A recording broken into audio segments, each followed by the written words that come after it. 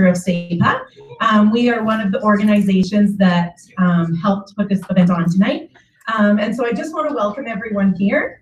As co-hosts of this evening, SEPA and also SACLA, whose banners you can see.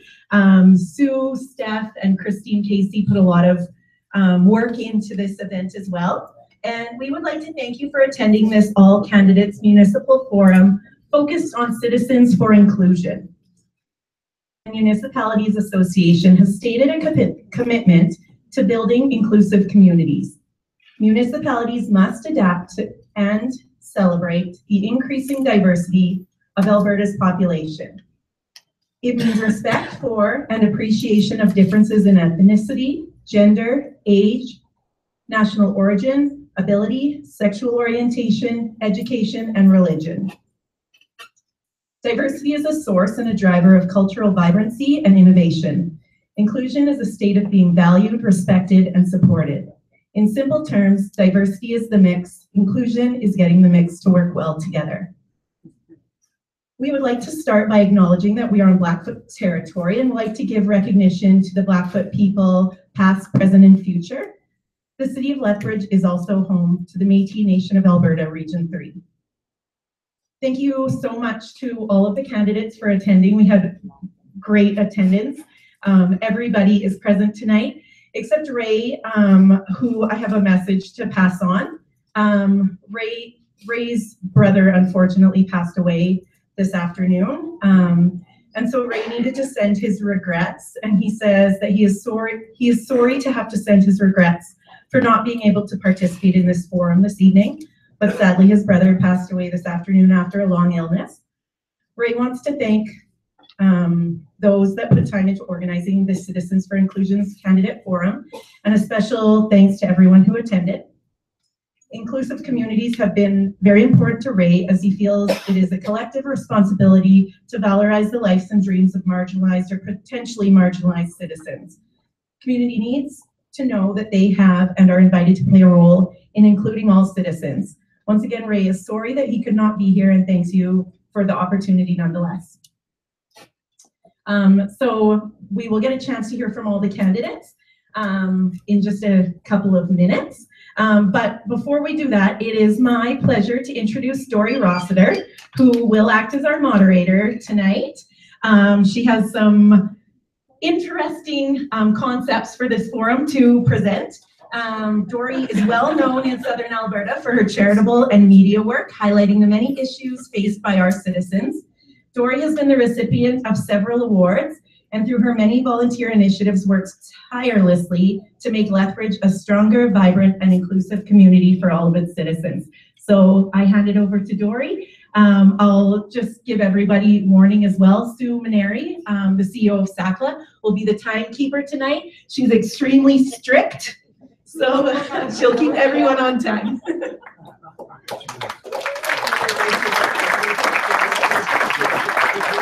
Okay, welcome to all the candidates. It's so nice to see such a full table. Hold on, it's going to be a bumpy ride.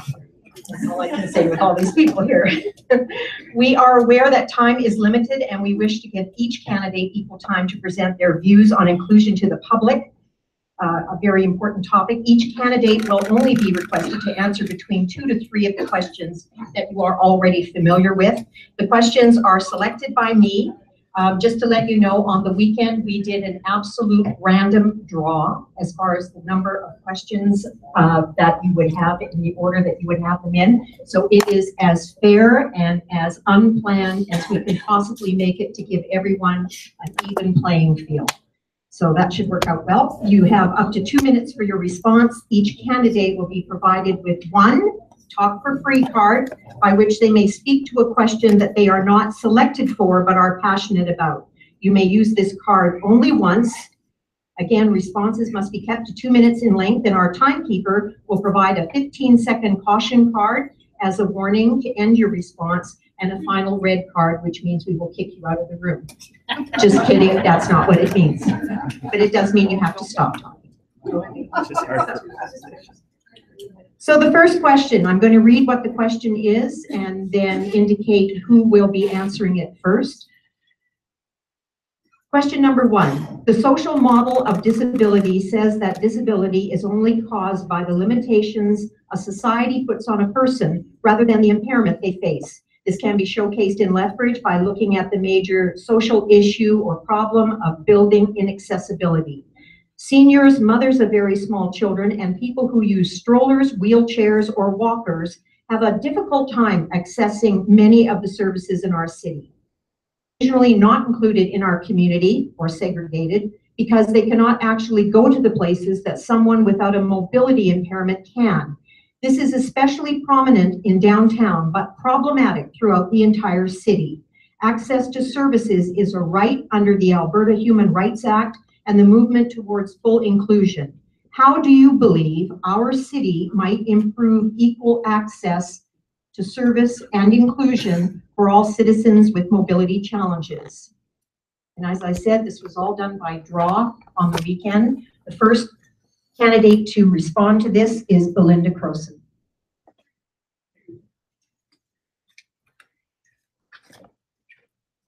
Is this working?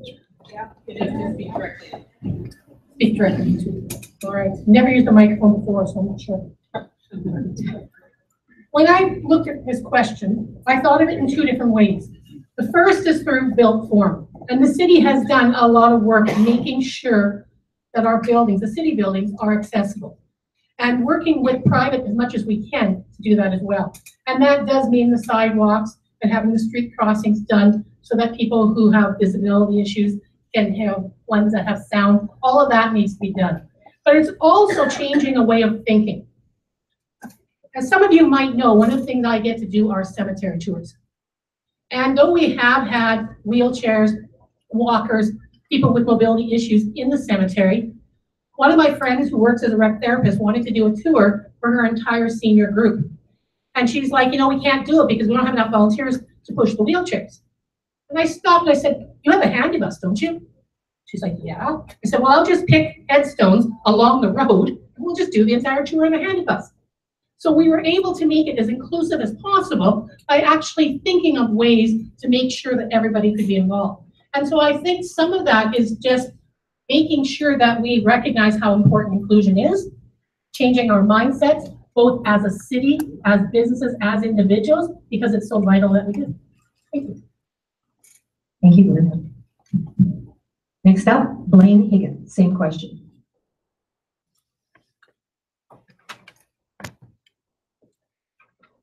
And at any time, if you want the question sort of repeated in point form.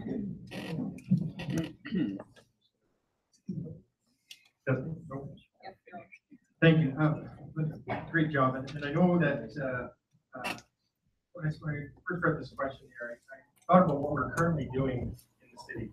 And I know that we've had multiple different inclusion consultants over the time. Multiple different inclusion consultants over the years that have helped us and guided us to become a better, more friendly and more accessible community. I know that we do stay in touch with them on a regular basis. Some of the things that have come up over the past is transit. A transit bus will come along and they'll drop somebody off at a location where it's paved, nice paved location. But what do they do when they're there? There's sometimes not even a sidewalk that's actually taking them to where they need to go. So they're either out onto the road and trying to get to where they need to go. So having these consultants and these people that have disabilities, sharing this information with us is extremely important. It's easy to listen to them and understand the impairments that they have and how to better our community to serve them. I know that any of the new builds that we have within the community, there's always make sure that they're readily accessible to all. And any of the redevelopments that we do, we make sure that that's another part of it as well. So I think that we're going in the right direction. I'm really happy with staying in communication with these consultants. So thank you. Thank you, Blaine. Next up, Shelby McLeod.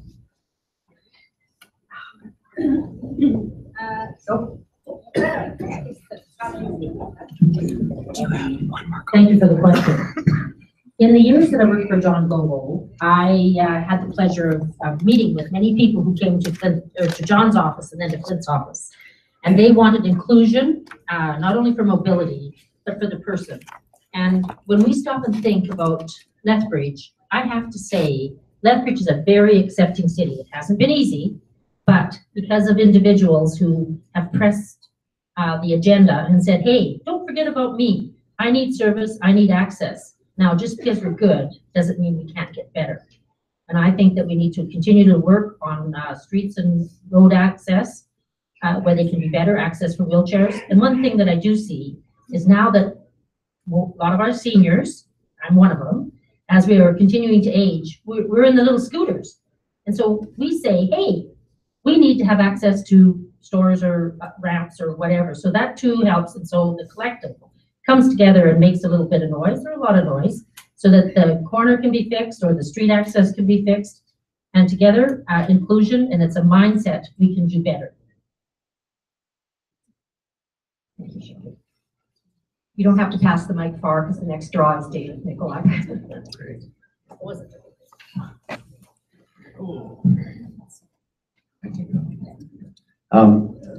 Thanks. And going through these questions on the weekend and looking at them and thinking about the whole notion of what inclusion means in our community, I think it's really about awareness. And for me, this whole process of running for council has been about learning and awareness of a variety of different demographics and a variety of different issues. For me personally, I really didn't become knowledgeable about the about ramps until I was actually in a situation where one of my friends who is in a wheelchair, we would encounter places where he was not able to access.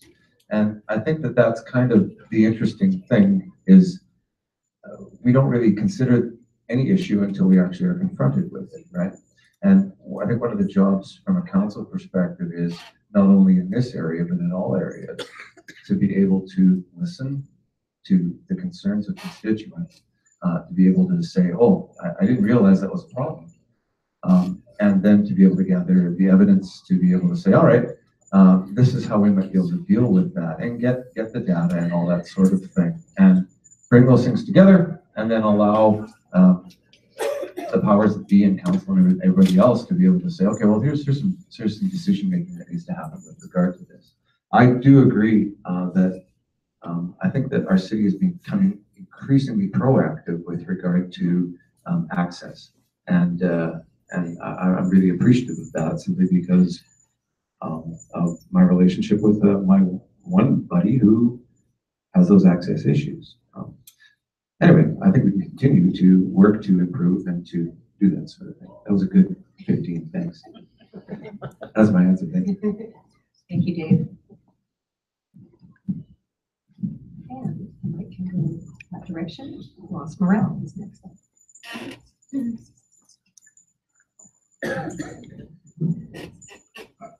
Hello, there we go. I think I'm new to this, of course, as well, and it always concerns me when I drive down the road myself and I see people with their scooters and out on the road, and I've always thought that something really has to be done for their safety. It's just not safe to see people out on their scooters. And I know the scooters are becoming more popular, and wheelchairs, I mean, they're still there, but it really concerns me when I do see that. So I personally think that it's something we have to look, a vision into the future and see how we're going to better be able to deal with these. Even when we're in the shopping malls, stores, I have a couple of retail stores that I've had people come in scooters, and it was something that I wasn't aware of until just recently, and I definitely think it's an issue that has to be looked at, and we have to look at it, how we're going to deal with it in the future.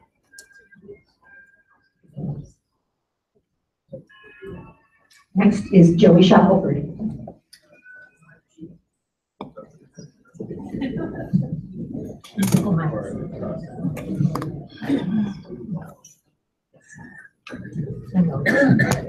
Thanks, Lori.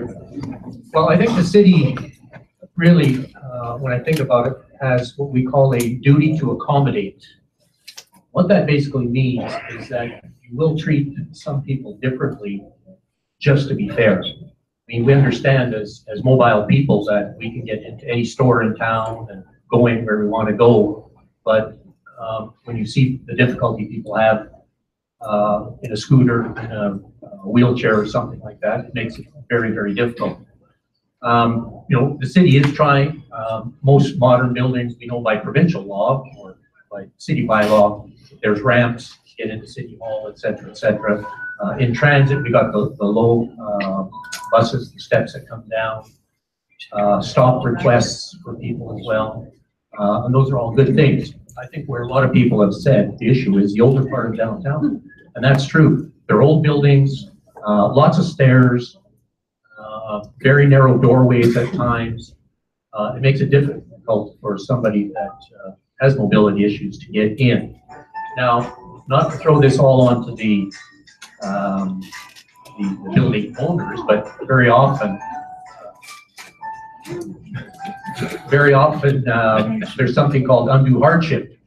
The person that owns the building, if they can prove that it would be a hardship for them to accommodate and do all these necessary things to make it handicap accessible, a lot of times they really don't have to. It's more of a moral issue then than it is a legal issue. But wherever the owner of the building is downtown, you know, you are in business to make money, and people that are in wheelchairs want to spend money as well as mobile people. Thanks. Thank you, Chubby. Next is Bruce Thurber. Same questions. Great. I was going to use my talk for free. I'm going to pass by on this one. I want to think this a little bit different. Every year, the CIP in the upcoming 4 years allocates over $750,000 for accessibility issues. This includes roadway improvements, building improvements, including wheelchair lanes. It is critical that that funding continues. But even more importantly, it's critical that the city reach out to those that can help us best prioritize needs, so we're updating the most important areas first. If elected, I would encourage administration to contact groups such as Lethbridge Immigrant Services, the CNMV of Southern Alberta Community Living Association, and other groups that support persons with disabilities to have conversations and set priorities in accessibility improvements. That's a lot of money. It's over $3 million over the next 4 years. It's allocated already in the CIP. We've got to get it right when we're spending. And we have to stretch those dollars as far as we can to make the most improvements we can. When you look on the website of the city, we have community and social development. We have a vacancy now under the Family and Community Support Services Coordinator. More importantly, we have a vacancy under the Inclusion Coordinator. I do not understand why that position, at least on a part-time basis, isn't out of the city itself. It was part-time and full-time in the city of Medicine when I worked there. That person ended up being a member of council. Wonderful, wonderful position that supported accessibility, brought the needs right to public works, planning. We were working on priorities that were the people that needed them. So great solutions, and that's how I see things. Thank you very much. Thank you, Bruce. That ends question 1 for this round. If you did not answer question, we have 2, 3, 4, 5. It's going to be a long night, folks. Okay, we'll start at that end and just work down. Kevin? Sorry, just really briefly because I do need to go. With this, when it comes to finances can be found if budgeting is done properly. This isn't a matter of down the road. This is a sense of urgency. Like it's been said, the community is getting older. So this is a matter of not 5 years, 10 years from now. This is now. And when it comes to accessibility on the accessoride, the handy bus, whatever you choose to call it, when I got out, I applied yet again, and I was turned down. Who decides who writes the bus and who doesn't? I got a walker, I got a service dog, and I was turned down. Things need to change in all areas from all different angles. Yes, you have somebody that tells council what to do as far as helping us get around. But wouldn't it be a lot easier to have somebody on the council to tell council what needs to get done? Thank you. And I am sorry, Dory, I do need to leave. Don't be If sorry. you do have any questions, call me. Next, I believe Craig Burrows Johnson. Thank you very much. This is a very important issue to me personally. 25 years ago, a friend of mine was injured in an oil filled accident and lost use of his leg. He's been confined to a wheelchair ever since. So I've spent a lot of time with him, and we have traveled together. We have gone all over the province and the country, and we've also played a lot of sports together. Finding opportunities for people with mobility challenge to play and to engage in sports has been difficult, but we have sailed with the Disabled Sailing Association. We have skied together. He's using a mono ski, and I had to get this in somewhere in this campaign. We played disc golf together, and that is actually the only sport that I know of where the able-bodied and the disabled can compete directly, and he has beaten me a number of times. So, Rick Hansen kind of guy. We have to remember that the goal is to make sure that everybody has accessibility. That much of this is good design in our buildings, new buildings. Of course, as Joey mentioned, are required by the code to be accessible. One or two pet peeves, and this is something that we have to raise awareness with respect to other people using disabled parking spots. I've seen this happen a number of times, and I've had several conversations with people about them using disabled parking spots. So thank you very much. Thank you, Craig. I see you reach for the card, and that's the end. I can see it. Perhaps we can start at that end, because I know there's two or three that we'll start with Ryan and then work our way back to the mic more central.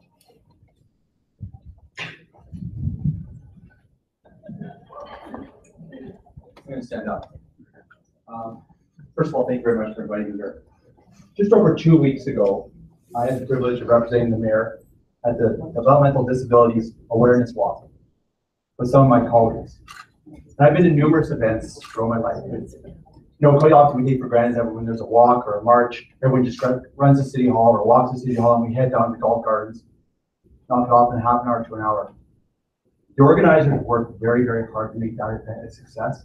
And not until you're there and you understand the struggles that people have to go through. Like, it was close to 2 hours for us just to get everyone together in one central location. And from there, you really understand the mobility issues facing the people in our community. And people, just not mobility issues, but people who have physical challenges, who have learning challenges. But at the end of the day, everyone who got there was happy. I've never seen so many people so happy.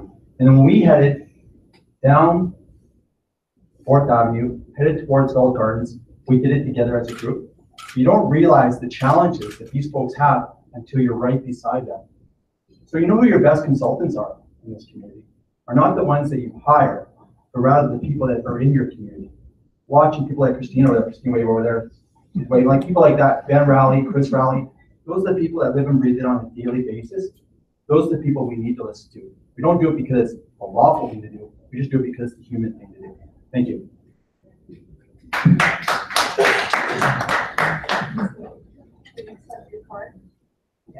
Blue card? Oh, sorry. Okay. That's it, Ryan. You only get it once. I know. I just passed it over there. Sorry.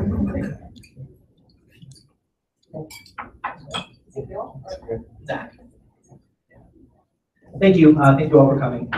Two of the highlights of my campaign actually were talking to people with limited disabilities.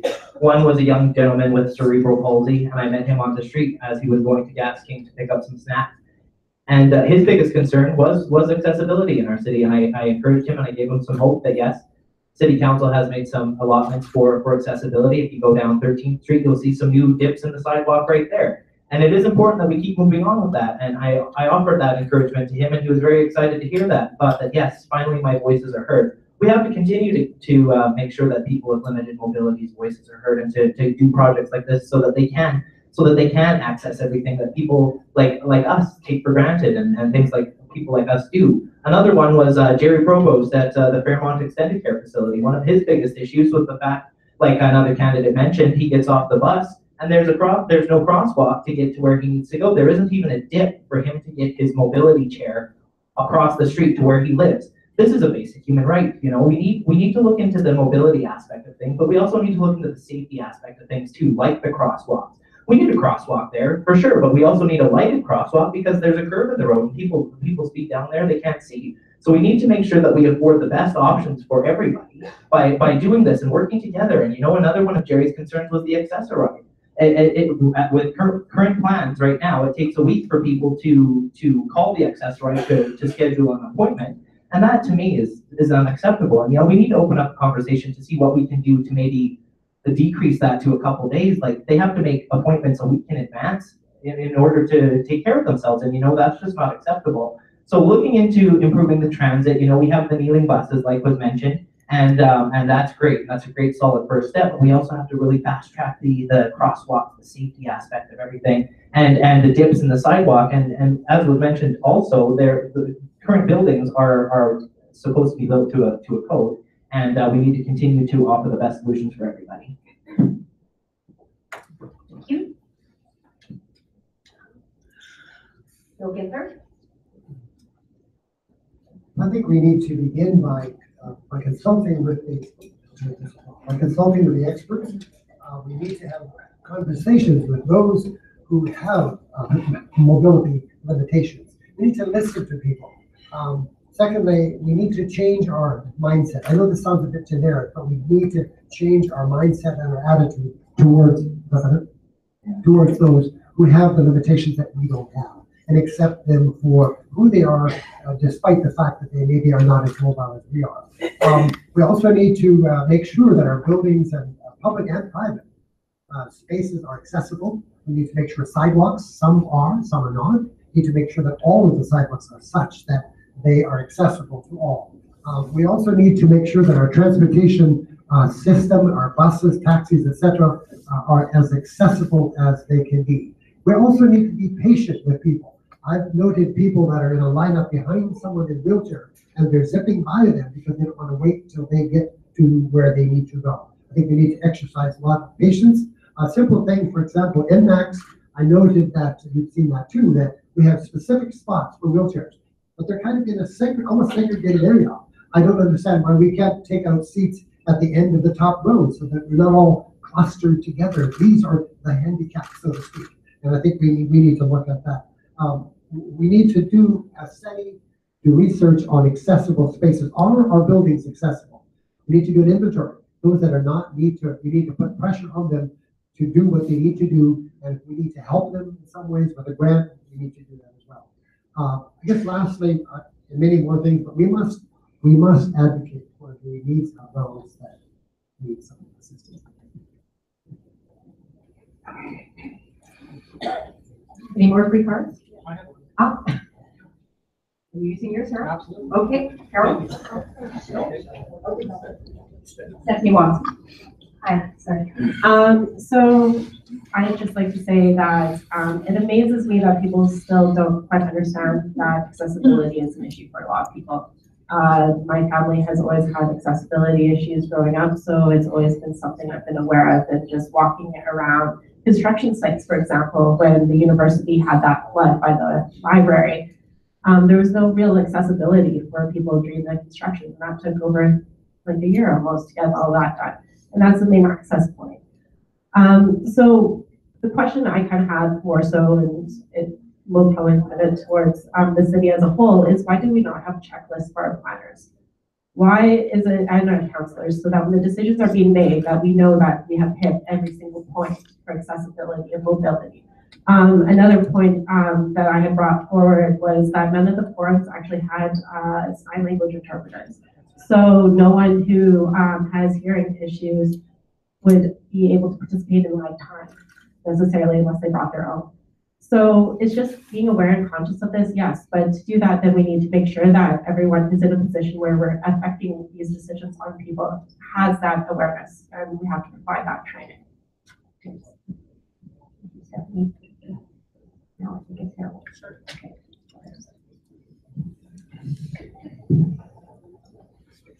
Okay.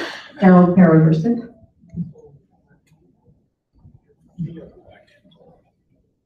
So my name is Harold Perversa. Actually, I worked with the federal government for my career, and with that, we were with the public, of course, and we had all sorts of dimensions with respect to practicality and functionality to having the public be able to approach us in the offices. I give credit to City Council and in particular to Bridget Mearns, who actually walked a mile in my shoes. She and another gentleman I know, Chris Chambers, who's confined to a wheelchair and has mobility issues, toured the city at least once that I'm aware of. And they went to the different venues throughout the city and throughout downtown. Showed Bridget some of the areas where there was issues of mobility, and it was firsthand.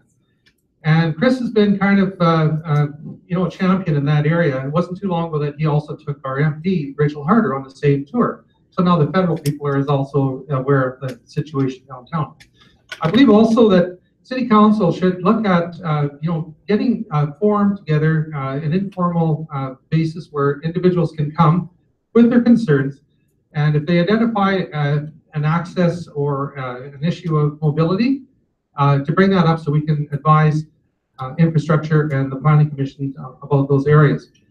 And I think that's the right way to go, the best way to go. And I believe that would solve some of the issues with mobility in our city. Thank you. Thank you, Harold. Any other free cards for this question? Sure. Jeff Carlson. Jeff, hi. Thanks for the question. Appreciate that we're all using our talk for free on the first one. That's awesome. Folks, thanks for the invite. Thanks for the great questions. When I first ran for council, this was one of the big issues I actually ran on under my innovation and compassion sections. And you don't know what you don't know, which is what I learned very early on. My partner works for a design firm in town. They were designing a lot of these accessibility areas in our city. And then folks like Chris would come along and say, well, yeah, you let a person with full mobility design it. Let me show you how it actually works or doesn't work. And he turned that on its head. That first year we did, I think it was Mayor Tarlick and myself spent a day in the chair. I would say that of all the city facilities I've ever been in, City Hall is the worst for accessibility. I think Councillor Kaufman spent a day in the chair and took a door out, which is awesome. So Chris, it's folks like you and your consulting work that helps us. And that's what we need. We need a lot of information coming back to us. We're doing good work, but it's only because we've been told where we're lacking. Right now, we've just upgraded all of our transit stops, 600 transit stops to be fully accessible. We're doing all the curb cuts. We invest in a fully new transit fleet that is low floor and kneeling for full accessibility. Our new buses even have self-locking wheelchair spots, so you don't need assistance from the driver. We're moving forward. It does take time. I think we put a lot of time and money. Every member of this council has talked the talk and walks the talk. We've pressured our administration to move faster, to put more money towards it, and to get it done.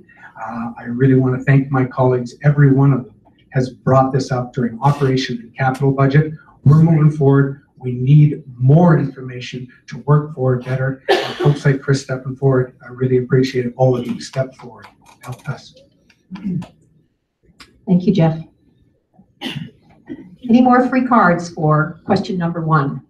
If you didn't get a chance to answer question number 1, that does not mean in the other round that you will not be tossed question number 1 again. So keep your cards handy because it may come up in the next round. We move on to question number 2, which I will read first and then indicate who the first person is to answer. Again, this was all by draw. Question number 2. In June of this year, Lethbridge City Council unanimously approved a 10-year community reconciliation plan based on Canada's Truth and Reconciliation Commission's 94 calls to action and established the Lethbridge Indigenous Sharing Network. If you were to be successful on being elected onto council, what would you do to help fulfill the city's commitment to the Reconciliation Implementation Plan? And by draw, the first person to respond is Eileen Burke.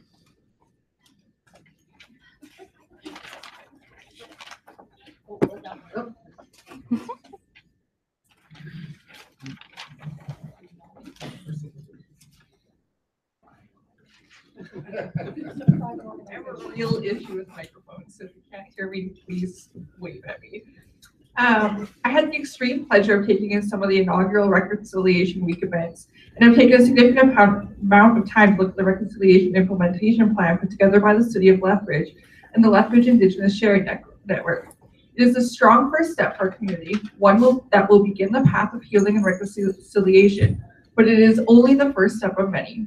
The Lethbridge Indigenous Sharing Network is uniquely set up to seek the advice of our local elders to ensure that reconciliation efforts in our community and our commitment to the Reconciliation Implementation Plan move forward. As a city, we need to respect and listen to these voices. We have an active role as members of the council, and for that matter, members of the community, to actively seek advice, consult with, and ensure the participation of the local Indigenous community in decision making. We need to increase our educational opportunities when it comes to cultural beliefs and acceptance.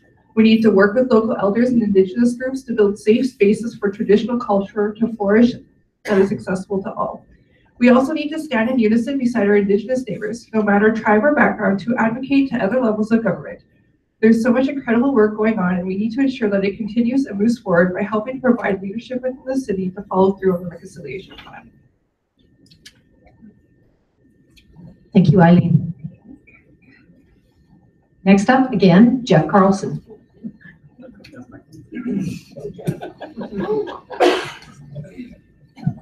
Thank you, sorry. Thanks again for the question, Dory. I had the great honor to be asked to actually be on the Reconciliation Committee that worked on and drafted the plan. See Mr. Jerry Firth there at the back, who's hopefully has copies of it for everyone. Jerry? No, all right. Well, and we worked very long and very hard as an entire group, and it was a lot of knowledge sharing through that process. Work with our urban Indigenous population as well as the elders, as well as reach out to our Blackfoot neighbors for advice. We have crafted a plan. There are 6, I believe there's 6 calls to action for municipalities out of the 94 that we can directly take action on. The calls to action are all in the plan. If I'm on council, and anyone who's elected to council, you need to read the plan, you need to respect the plan, you need to ensure that it goes forward. The work by the Reconciliation Committee is under our CMART, Canadian Coalition of Municipalities Against Racism and Discrimination. They're the group that are shepherding it, along with the outside group, the Lethbridge Indigenous Sharing Network. Those are the 2 folks that are going to shepherd this plan through. It's incumbent on council to ensure that these folks are supported. We need to help with awareness, with education, and a big one is support. We had our Reconciliation Week. We had an entire week long of events, and I really wanted to see more members of council and our administration out to those events. We're going to keep going. We're going to have more and more events. We need folks to come out, to share, to show that their commitment to seeing this plan implemented. I'm very proud to say that we're the first community in Canada to adopt a reconciliation plan. We also need to be the first leading community to make sure it's fully implemented. Thank you. Thank you, Jeff.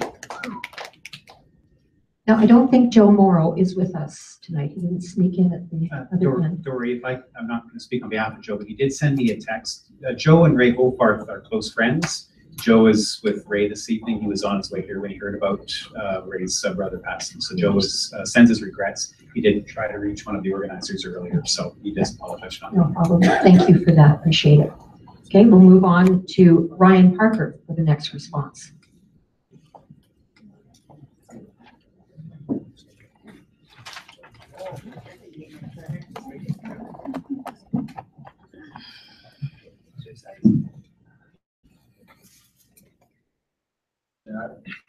Kind of piggyback on comments of my colleague Jeff Carlson down there, because it's hard to believe how far we have come in regards to our understanding and respect for the Indigenous people.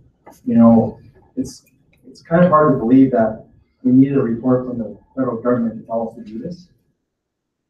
We are doing this, and then we had our reconciliation. We had our first week starting in September 19th this year. Started with amazing ceremonies, but it came to an end when the raising of the Confederate flag in our community, and it was amazing. But what was amazing is when, I think it was day one of Reconciliation Week, where we had the official kickoff ceremony, City Hall was packed. It was packed with people who came there with a sincere, and I emphasize the word, a sincere wanting to be a city of inclusion, a city of understanding. We border one of the largest reserves, actually, in probably Canada, in the Blood Tribe. And you know what? We really do not know a lot about the Blood Tribe. You know, we've worked with their councils in the past, but did we do it just because it was the political right thing to do? You know, what we've learned over the last few years is we should really be celebrating the different cultures in our community. And sure, we can pick all the different cultures in our community. We seem to always celebrate the Hungarian people of our community, the Italians, but we really need to celebrate our Indigenous people, because they really were the first people that laid on this land. And so I don't like to say that there's a border between a reserve and the city of Lethbridge. Rather, we're just one group of people trying to share this land. And if we can't share this land in a way of understanding, well, that says a lot. But I can say one thing: over the last 5 to 10 years, we've come a long way, but we still have a long way to go. Thank you. Thank you, Ryan. Next is Harold Reversit. I can run it down, but that was a little easier.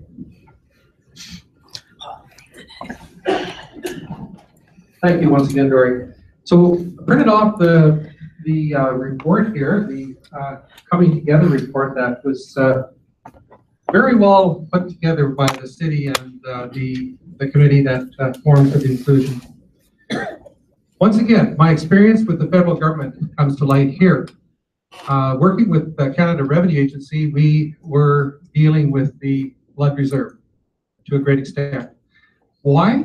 Because they had a manufacturing plant on their property on the reserve, where they manufactured the moccasins and some of the textile material. And there were tax implications with that. So with the tax implications, it was a matter of education. It was used on the reserve, of course, was exempt of tax. However, if the items were shipped out of the reserve, they were taxed. Guess what happened? They didn't understand. They ended up with some issues, and we had to kind of deal with that, which we did. So what we found was identifying the issue, then dealing with the issue, and then of course resolving the issue at the end. And that goes the same thing here with the plan that they have, the steps that they have there. If elected to council, you can be sure that I'd be a part of the committee or committees that would be responsible for dealing with the issues, and also listening to and resolving the matters as they come about. I don't have any issues at all with the report. I've read it through quite thoroughly, and I want to commend the people that worked on the committee. Jeff Carlson, of course, as one of the councillors existing, was an important part to have in that report, because we wanted to have a wide spectrum, and that did exist. So thank you. Thank you, Harold. Next up, Jennifer Takahashi.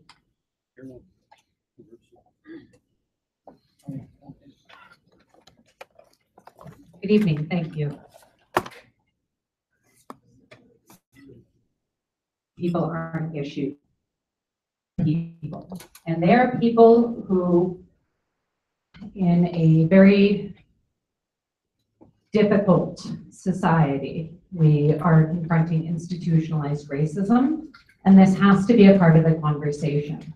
I was extremely grateful for the work that the city has been doing, that these are events, these are flag raisings and symbols and gestures. And frankly, it doesn't get to the core of the work.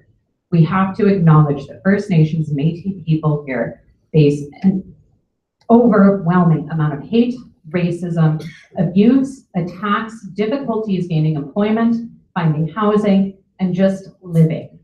And I think this needs to be a part of reconciliation. It can't just be buying the flags. It has to be standing up and having that difficult discussion and acknowledging the fact that we have privilege. You know, I'm an immigrant, I'm a woman, all of these things, and I still have privilege, and I still do not deal with the same issues. And if we are not going to start having an open conversation, nothing is going to change.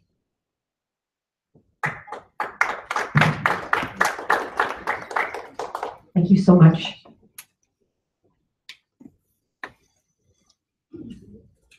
Before I continue, we've just had an error pointed out on question number 2. So just to be fair, the city did not establish the Lethbridge Indigenous Sharing Network. It was already an entity.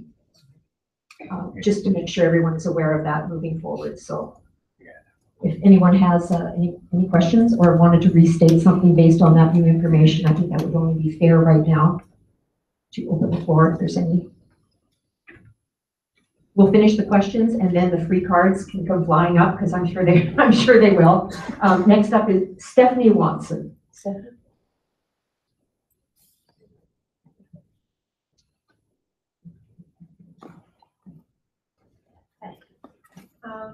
Yeah, if I was elected onto council, I would continue to support the truth and reconciliation processes that the city already has put forth. It's a great step. It's moving forward, which is great to see. As Jennifer has said, though, we do have a lot of stigmas. We do have a lot of racism that we do have to deal with, and we need to make sure that we are dealing with that in the best way possible. What that solution is, I do not know. I'm not the qualified person for that, and that's how come I, as a city councilor, would be listening to the professionals and to the elders who do know and what they need. So, thanks, Stephanie. That is the end for question number 2 for this round. We will have probably, maybe, depending on the draw, an opportunity to deal with this again. I see some free cards in some hands. I think Belinda was the first one that had her card up before we even finished. So, Belinda, we will give you the floor. You know, with the reconciliation plan, it has to be a living document. We answered this question not only tonight, but we answered it on the accountability survey. And I'll say then what I wrote there. If I was elected, I wouldn't be doing anything different. I would be building the same relationships I've been building for the last 15, 20 years. I would be going to the same events I've been going to, and I know I'm not going to say it in the black name, but I would be attending Sundance. I would be going to the different events that I have access to. And so in a lot of ways, this plan is only part of it. And we've got to make sure it doesn't go on a shelf and be ignored. One thing that this plan doesn't have that we need to look at is actually protocols. I was at an event about a week and a half ago where a Blackfoot elder was invited in, did a prayer and spoke, and then we sat down to eat. And I didn't organize the event, so I was watching to see, because one of the protocols is a Blackfoot elder must be served at a meal if you're doing a buffet. And nobody who was organizing it offered, so I stepped forward and offered that. We have protocols when we have different levels of government speak, but we don't have any protocols about what you actually do when a Blackfoot elder comes to speak and what protocols you follow. And so I knew, and my friend Blanche is sitting here, I'd be hit later by her cane if I didn't actually serve a button. Just kidding, she wouldn't. But those sorts of things have to be part of this as well. So this is just the beginning, this document. It can't be the end. The other thing I want to mention, this is just something that I think we as Lethbridge needs to know. I don't know if any of you know who young Joy Spear Chief Morris is. She is a track athlete. She's out in University of Ontario, and she just won a $1,500 award, a national award as an Aboriginal athlete, and she's planning for the 2020 Olympics, and she's from Lethbridge.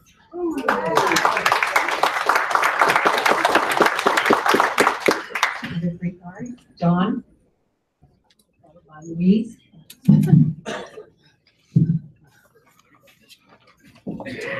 I spoke to a gentleman not so long ago about the reconciliation plan, and his words to me were well, why do we need a reconciliation plan? When Aboriginals, and I'm using that word, he did not use that word, get enough benefits with free university and not having to pay taxes. Unfortunately, this is the opinion of some people in Lethbridge. Now, I'm not saying all, but there are people out there with these beliefs. And this is why we have the reconciliation plan in place. I'll tell you all a little something about myself. I am Métis from northern Saskatchewan on my mom's side. I was in residential schools when she was younger. She spoke Michif as her first language up until she was 6 years old, when she was told to not speak the devil's language anymore. My mom was beaten and abused as a child. And if you think that doesn't affect her today, then you're kidding yourself.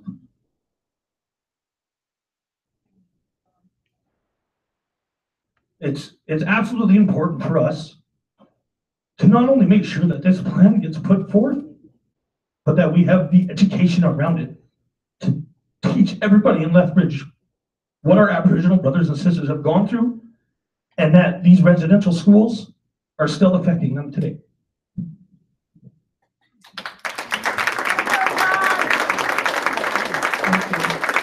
Louise?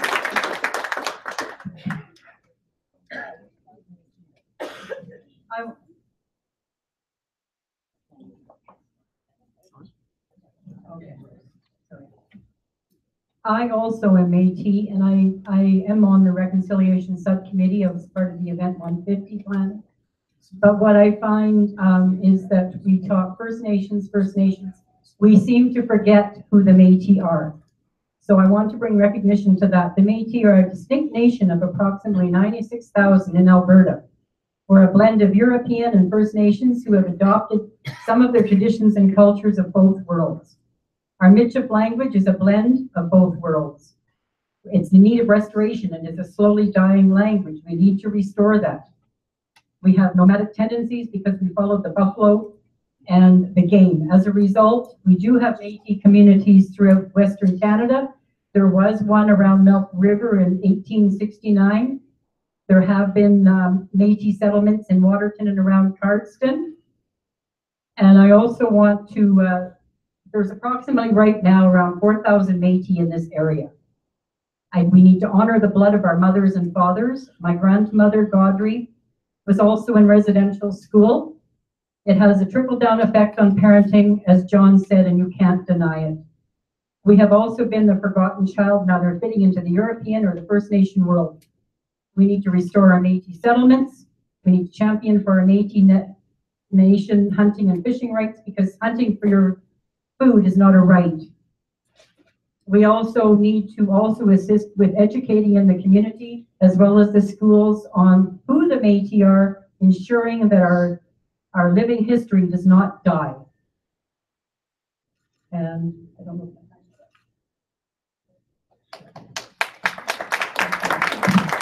Are there any other free cards for question number 2? No? No? Okay, we're going to move on to question number 3. I will read it first. And a reminder that if you were not asked question number 2 in this round, it could still come up in the free draw for the next round. Question number 3 is, what would your response be if the city were to propose a policy to solicit newcomers to Canada to settle here versus being lost to larger centers? What would you envision this policy to look like? And by the draw, the first up to respond is Zachary Gibb.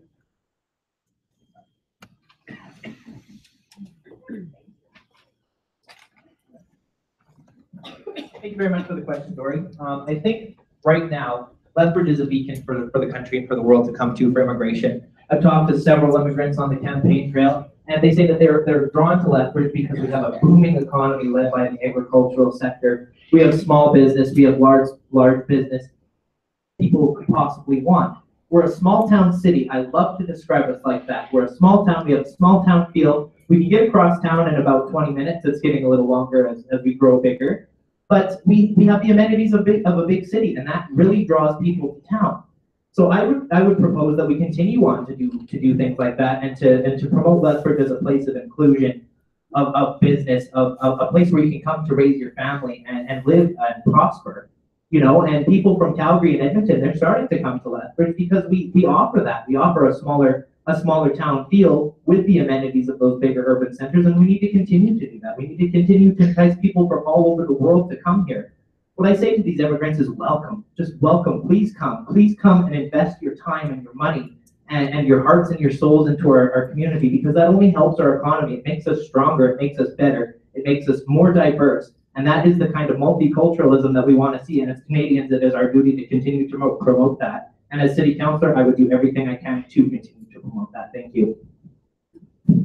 Thank you, Zachary. Next to respond will be Rob Miyashiro.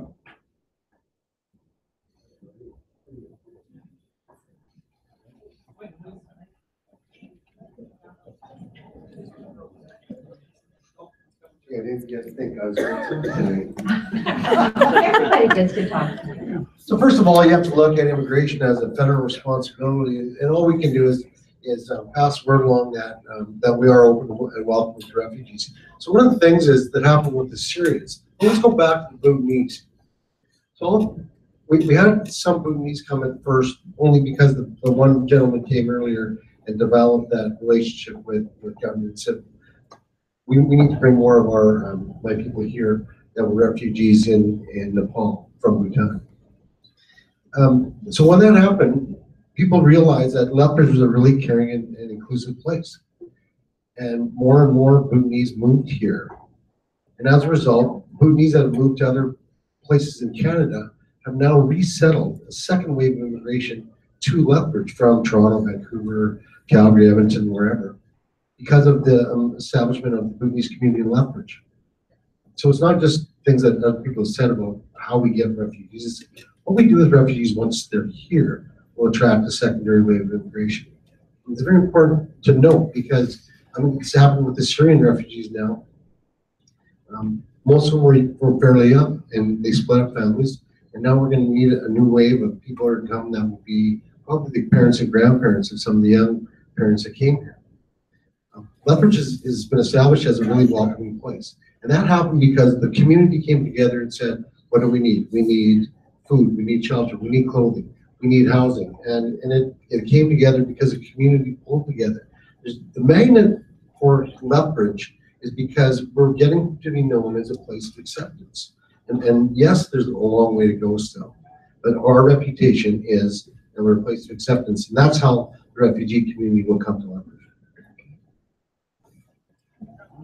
Thank you, Rob. Now the mic will have to go, I think there is one all the way down there. Have to go all the way to the end of the table for Rena Ross. Well, thank you. It's about time. So Lethbridge is no doubt a most welcoming community, and I'm really proud of that. One of the things I'd like our city to be known for is renewable energy. I mean, we don't have nickel and iron under us, but we sure have the sun and the wind. Those, the abundance of natural resources are something we have ignored forever. Climate change is the greatest environmental threat facing us. We can do something about it. Lethbridge can be known as a hub of expertise and research if we partnered with the university. Apprenticeship training, if we expanded the apprenticeship training at the Lethbridge College so that there could be training for solar installation. We don't have one solar farm anywhere around us, and that is a real shame. Jobs are a way to get people to feel more included in the community. And those are the kind of jobs that pay really well, that are geared for not just men, but women as well. So that's a direction that I'm really hoping that we take, and with my, with your vote and me on council, I will be pushing for that. So thank you. Thank you, Rena. Next, or the same question goes to Craig Burrows Johnson.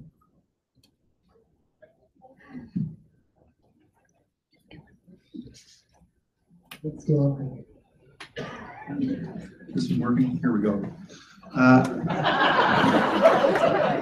It's on. So this is something that I would definitely be in favor of. Lethbridge has a long history of welcoming newcomers. Since the Second World War, of course, we had Japanese Canadians come here.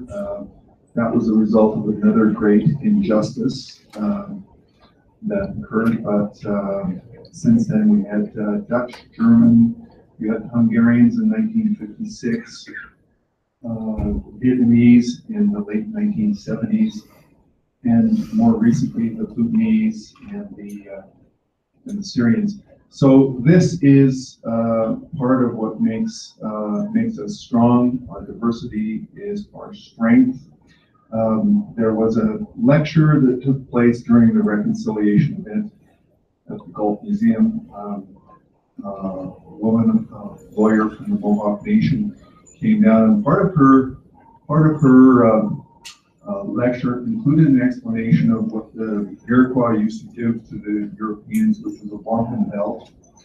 And the wampum belt showed, at that time, of course, French or British, and the Mohawk, two rows going together,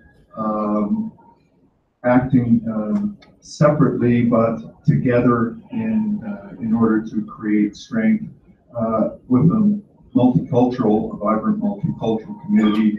We have several rows of cultures moving along together, and that gives our community more strength and, of course, more vibrancy. So thank you very much.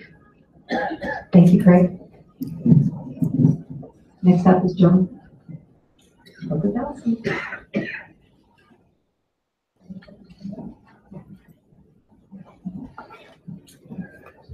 We need two mic runners. We might make a note for the next forum. So yeah, Lethbridge is the safest, most inclusive community is kind of what I'm hearing. And I challenge you all to go onto a Lethbridge roast and toast. Next time there's any kind of terrorist attack, and I guarantee you will think twice about that statement. There's a lot of work that needs to be done. One thing we need to recognize, especially too, is there's a big difference between refugees and immigrants. And I'm sure most of us know that. It's developing policies for both groups because they're both very different.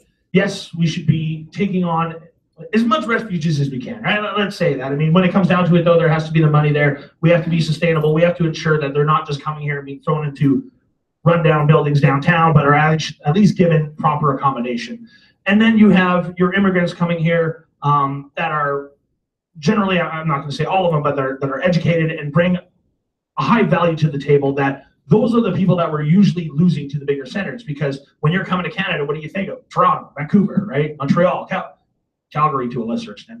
We're not attracting those guys. So we need to have a policy in place to attract, what's a good word I'm looking for? I don't want to say high level, that's not a good word, but skill, thank you. Skilled immigrants to come here to bring a unique culture to us, and also have policies in place for how we're going to be taking on refugees when it comes about. It's better to have a plan in place before it happens rather than just being thrust upon when an issue happens in this world that we need to take in some new people. So what those policies exactly look like, they'd have to collaborate with the members of council. Hopefully we got a good set of 8 people up there that are willing and ready to get these policies going forward.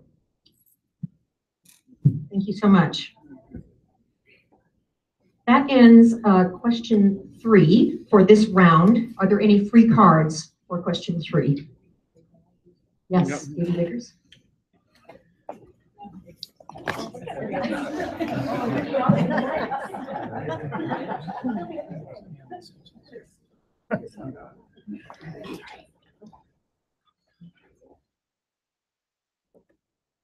I'm an immigrant. I moved here in 1981 with my family, and we came at the invitation of my aunt and uncle, who had moved here in 1975. We did that in order to bring a new technology to Canada. We landed in Nobleford. shortly thereafter, we moved into Lethbridge and I've been here pretty much ever since. Throughout my life, I would be a very wealthy man if for every time I was asked why Lethbridge, and I got $5 for that, because people, the perception out there is, you know, Lethbridge, little small town farming community. But it is precisely that not just drew us here, but kept us here. The inclusivity, the welcoming that we got. When I moved here, I didn't speak more than 3 words of English. Yes, no, and excuse me.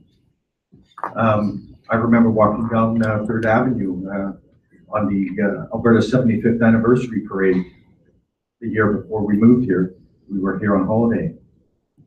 And people were so understanding that even though I didn't speak the language, they still tried to make me feel at home. Lethbridge is a great community and it's grown by leaps and bounds, both in society and in economic development. We need to keep that going. There's a few rotten apples when you're talking about Lethbridge roast and toast, sure. But, you know, we're human, we're not perfect. So as long as we continue, we do need to make sure that Lethbridge continues to be a welcoming, opening society for both refugees and immigrants, so that all of us together can build a bright and prosperous future. Thank you. Thank you, Davey. Bill, you have a free card? I think you've used yours. You get one. Thank you very much. I just want to layer a few things on this.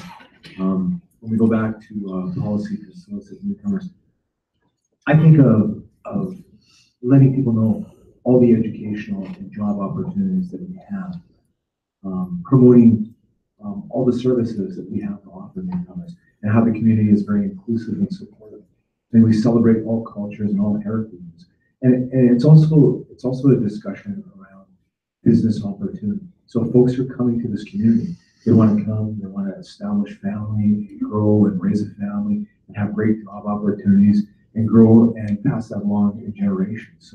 So one of the key parts of this is fostering business, fostering small, medium-sized businesses, supporting the business community, so they have opportunities to hire and grow and build this community. So then people want to come here because they have a university and a college that are second to none, and they have opportunities once they're finished their education, or if they choose not to go to college or university, they have opportunities in the business community to grow and stay and live and celebrate the culture. So I just like to add that. Thanks. Thanks, Bruce. Any other free cards for Mark? You need a mic?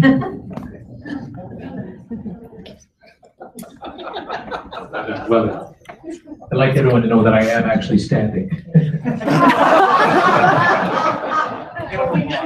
No, okay. Jeff stood, so I'm standing too. One of the great pleasures that I had, I've been in media I have been in media for over 43 years, doing my Scene and Heard show. Sorry if that's, I keep on saying that, but it was one of the greatest thrills of my life. On a regular basis, I got to do interviews with Syria Churia from the Southern Alberta Ethnic Association, and also, of course, Sarah Amy is from the Lethbridge Family Services, Immigration Services. And one thing that I really glom from talking to Syria is just the joy that he exuded every time I talked to him about the upcoming event that was taking place at whether it was the exhibition or if it was at the NMAC Center, to celebrate everyone that's here, and how not only with Syria, but with the number of ethnic associations they had a chance to talk to, and just the pure joy that they got from being in Lethbridge and showing what they have to offer and educating us, as you know, for what they have accomplished in their lives. It's just so much fun. It's just that, you know, I see that the upcoming you know, event is coming up, and I have to talk to Syria, and I just, oh, yay, joy, happiness, because he's just that type of person. And that's what all our immigrants are, in my mind, that they're just so much joy, I learn from them because, you know, we tend to take for granted the city that we're living in, and my gosh, we got it pretty damn good here, and they're the ones that tell us that we got it good here. And I think Shelby has a free card. Thank you. Good evening, ladies and gentlemen. This is about policy, and as you know, I believe that the existing council and the administration have worked well within the policy. During my 10 years at the Alberta legislature, we had sponsored immigrants, we had temporary foreign workers, and we had skilled labor force that we brought to this province. And many people came with a higher education. Lethbridge didn't quite have what they wanted because they were doctors, lawyers, universities. Although Lethbridge University was a great university, they wanted to stay within the city of Edmonton, Calgary. Skilled labor force, we had people that came to this area, and today they own businesses and they employ other people. And so that is why the policies that we put in place to support the people that need support, because sometimes a person comes and they don't have family and they need support, be it a friendly face at a senior center or a community center, help with their children, language skills. And so that's where the policies that I would continue to support through FCSS and even through F development, the opportunities for a new person to come to this area and grow our business and serve our population.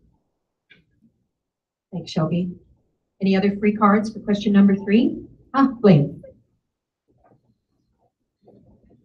We're gonna have to tip him before the night's over. Thank you, Chris, very much. That's wonderful. I think with the newcomers, and I think how important it is to support these newcomers, and actually, John had a great point, and we need to make sure that we're sustainable with these newcomers.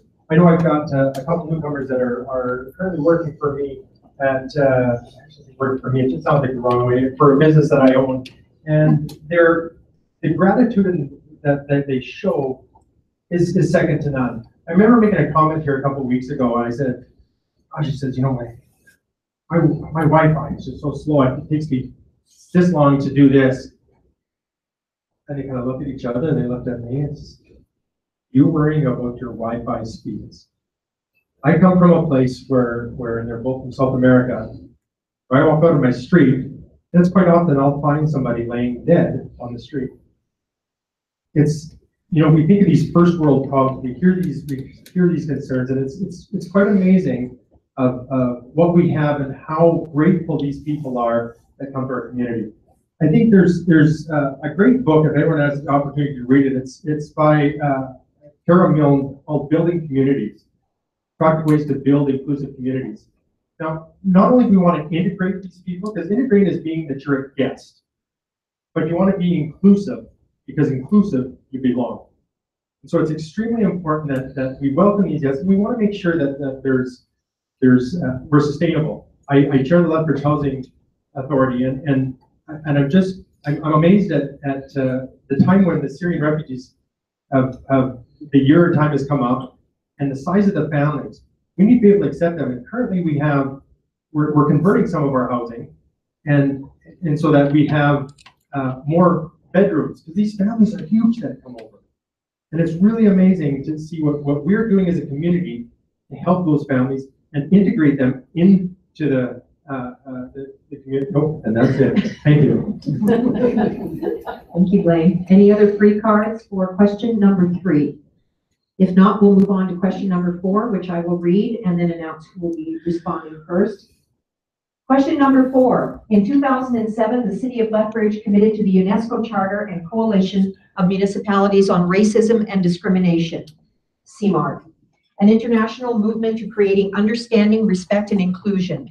This led to the development of the Building Bridges Community Action Plan to provide guidance in building a welcoming and inclusive Lethbridge for all its citizens. What is your understanding of diversity and inclusion, and how would you work to ensure that the mandate of CMARC is met in our city?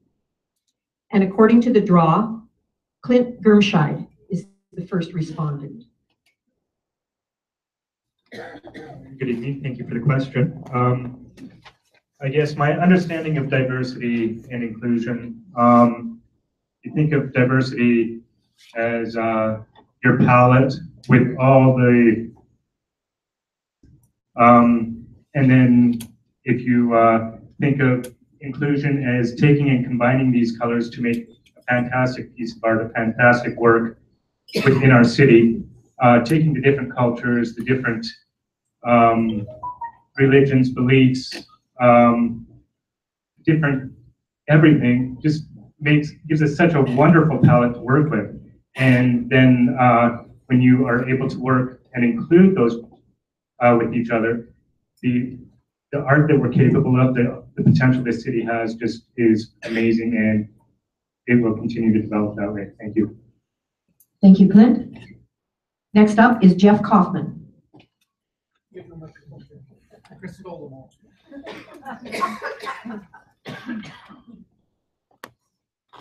Thank you.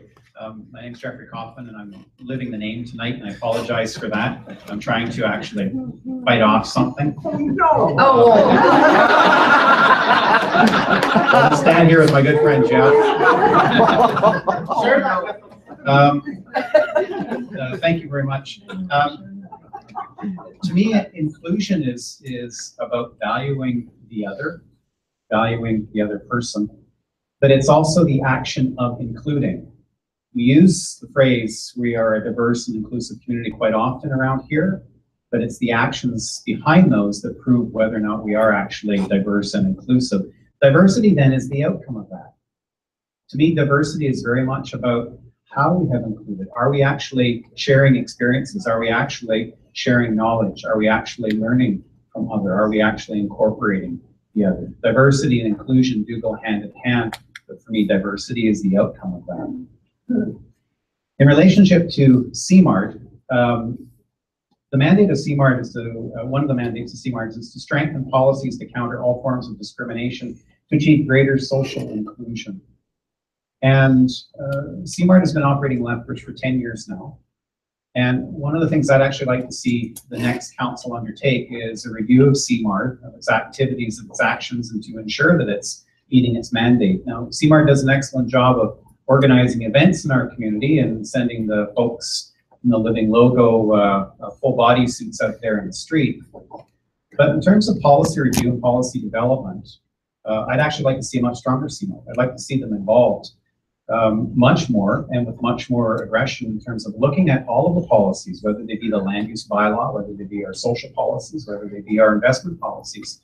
Because inclusion and diversity, inclusion being valuing the other and diversity being the outcome of that, actually do permeate through all of the policies that City Council operates under.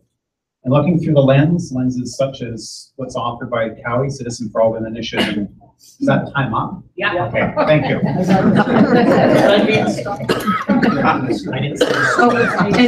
And Jeff, you can share your germs with Mark Campbell, because Mark, you're next.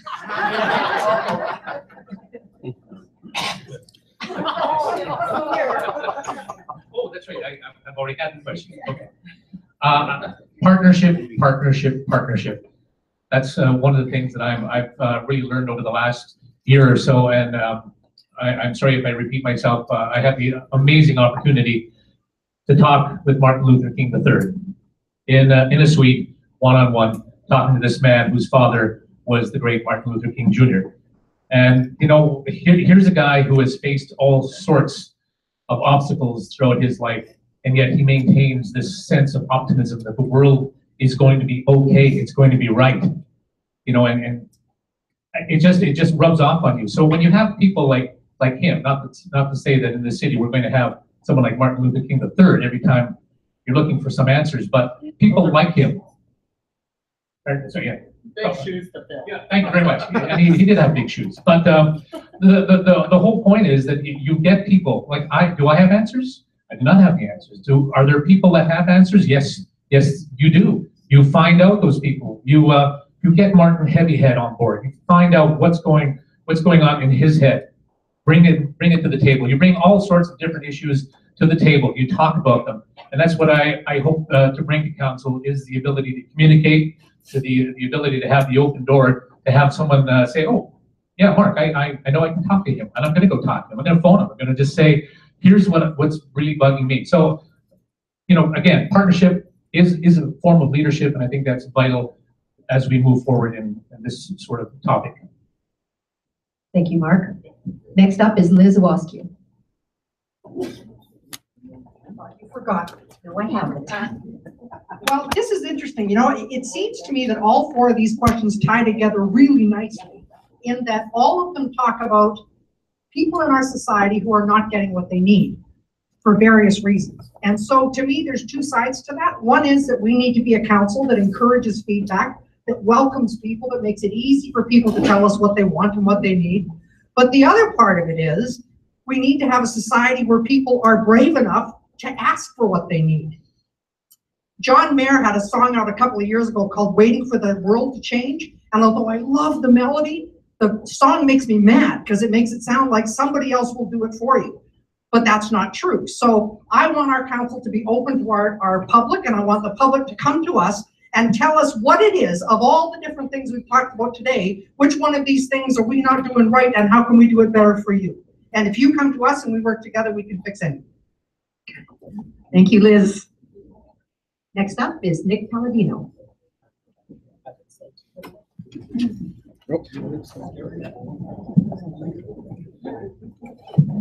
Thank you. At the outset, let me say that my background is in land use planning and development and not social planning, but my limited personal experience in this area dates back to a former sister-in-law who now in her 50s currently lives in a supportive housing provided through Southern Alberta Self-Help Association.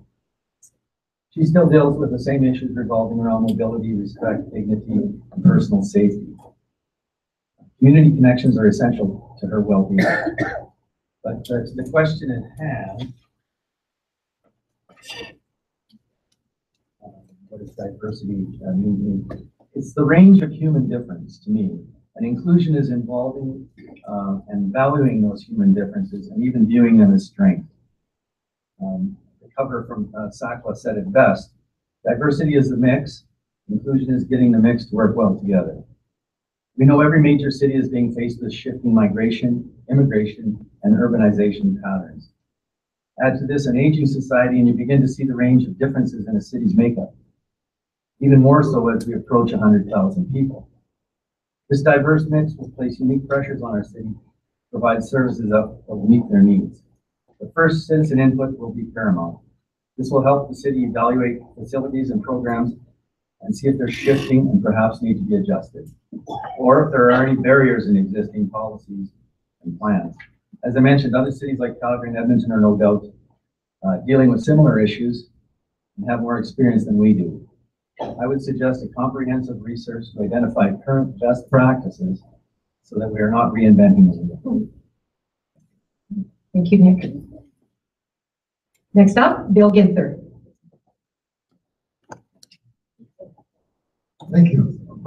The whole area of diversity and inclusion encompasses three different aspects. One is respect, the second one is understanding, and the third is inclusion. In terms of respect, it needs to be for everyone, regardless of their ethnic background, as well as their physical or developmental limitations. Understanding, we need to take the time to listen to each other and learn about the culture or the various different issues that people are facing. Inclusion is a simple acceptance of each other and then to celebrate the differences that are there. The question, how would I work to ensure the city's mandate, or the mandate is brought forward, or is pushed forward? I would draw on my own personal experience recently of working in a refugee camp for Syrian refugees in Macedonia, just simply seeing what people dealt with and how much we have to offer them in our city. And we're open and accepting. I recently read that we have 63 different cultures represented in our city, which is absolutely amazing, which means we have room for more. And so I would make sure that the city would look at what the needs are and do everything that we're able to bring forward CMART's mandate, to accept all, to include all. And that would be something I would work toward. Thank you. Yep. Next up is Davey Wiggers.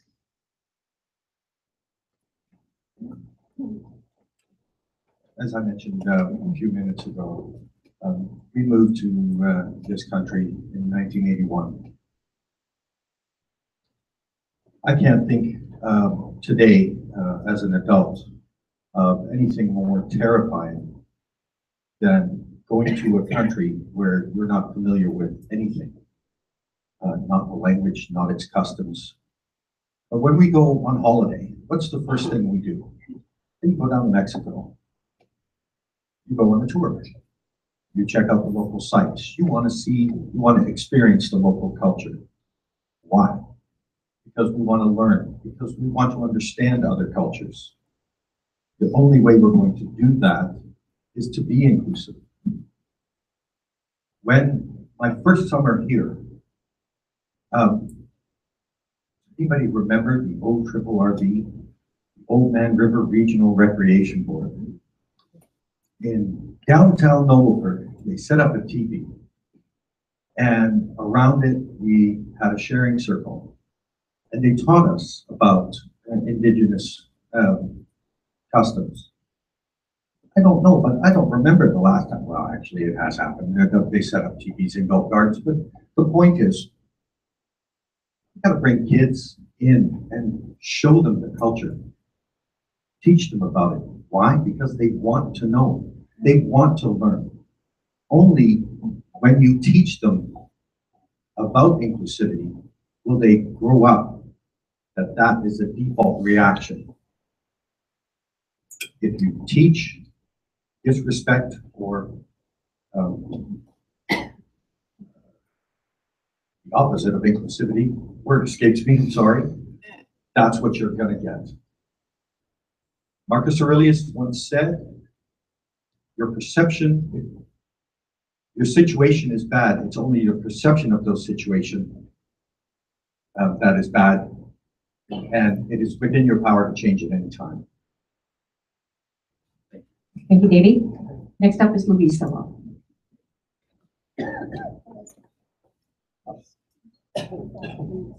I apologize, I'm struggling with flu as well. Okay, we should have brought our. The next forum could be very small. It's my belief that everybody needs to feel important. Everybody needs to feel you have equal chances and equal opportunities. And in my readings that I did over this, I realized that diversity and inclusion, taking your cultural, your vibrancy, the value of respect, mixing it all up, it's kind of like making a wonderful cake that everybody enjoys. Okay, there was two statements that came out of this that made me really start to think. To minimize racism and discrimination, it must first start within yourself and your family. Then you can start to work within the community. So what we need to be asking ourselves is what am I doing to make Lethbridge better? What am I doing to make the racism and discrimination within my own community better? One of the things that I do think, and I was thinking about it, is that with CMARD, they're doing a wonderful job, but I know in talking to some of the people within the community, they're not really sure just exactly what that all encompasses. I would suggest that perhaps we have a town hall meeting with CMARD from time to time to see what their role is. What's the direction? How can we be involved as citizens? How can we join so that we can all work together so that we can ensure that all visitors and all people that come to our community are feeling included in all aspects of community and civic life. You know, there's a lot of things that we need to look at that we need to address. We need to address all the forms of discrimination: age, gender, privilege, race, sexual orientation, ethnicity, language. We also need to look at marginalization. You know, this is all things that create barriers to we need to have full participation in the rights, benefits, and responsibilities to the people of our community, and only then will things get better. Thank you, Louise. That is the final draw for question number 4. 15 of you have already used your free cards. Does anyone want to use their free card? Absolutely. Jennifer Takahashi.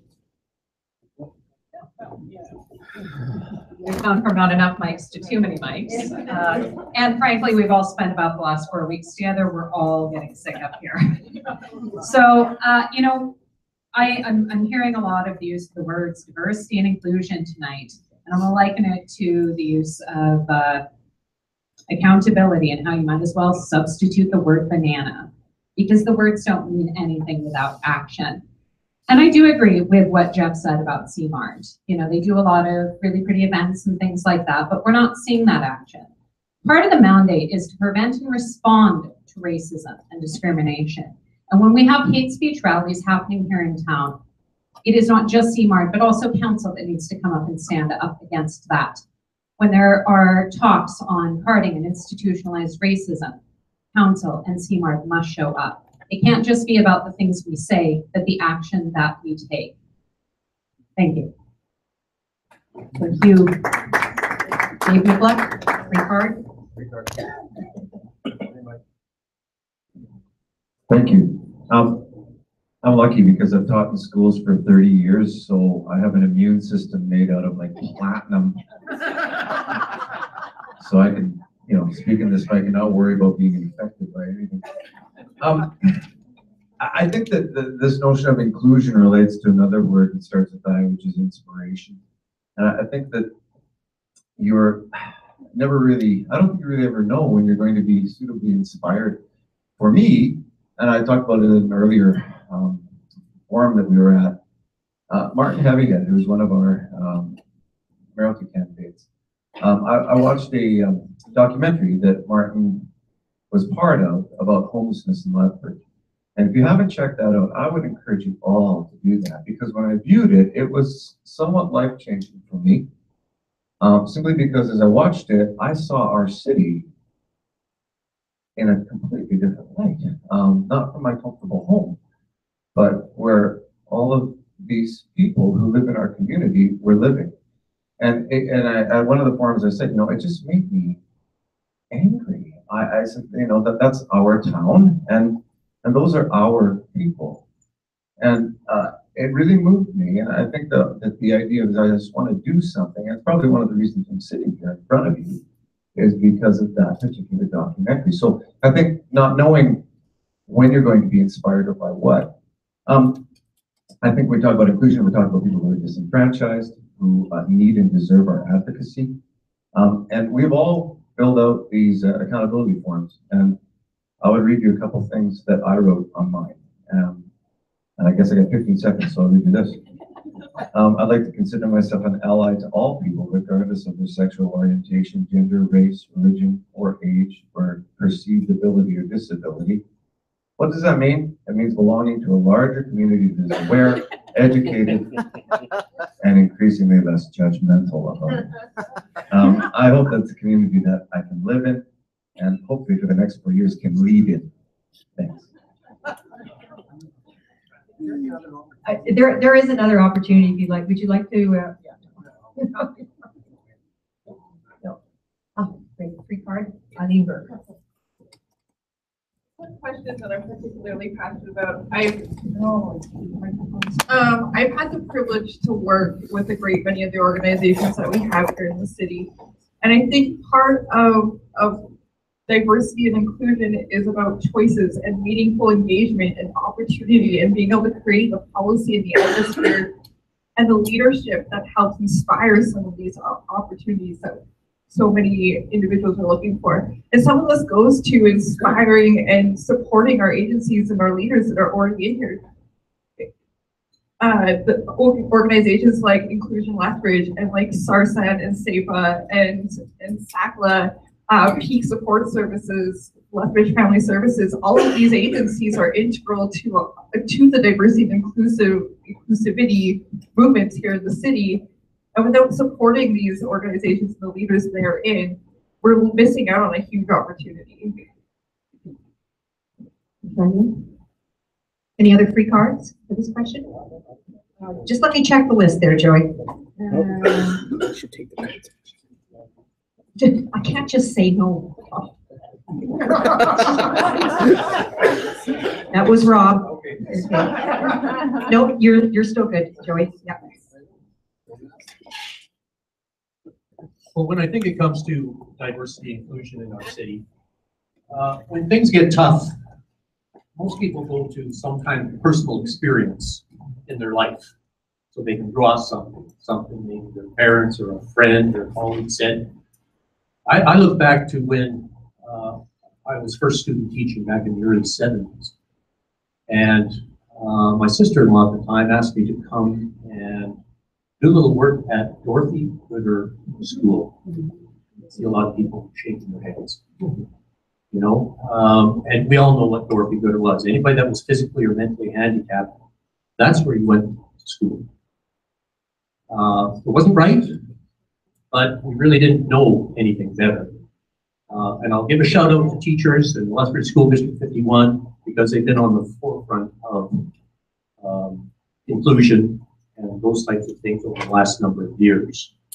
And although Lethbridge is getting better, you're an old timer like me. I've been in Lethbridge all my life. My sons are a fourth generation. When we talk about racism things, you know, it's always been there underlying. You know, we chose to ignore it, or just turn our back, or not in my backyard. We always had 100 excuses. But I will give City Council. I went to the recognition week, to the opening ceremony. It was great. I felt very proud as a person living in Lethbridge that they started that. I marched down to Galt Gardens with a couple of Native friends, and we're on the right path, people. You know, hopefully it won't take 20 years to get this figured out. Thank you, Joey. Any other free cards on this particular question? 19 of you have used up your cards, so there's very little chance that you'll be able to cheat and use it again because we have a list. So without further ado, we're going to move into round 2 of the questions. So if you need to stand up just for a moment, please don't leave, but just if you need to stand up and have your circulation kind of rebooted, including the audience as well. If you need to stand up and stretch a little bit. It is the 7th inning stretch, and Mark will sing for the 7th inning stretch. Actually, Mark and I did it together at the ball game this summer, so it was quite fun.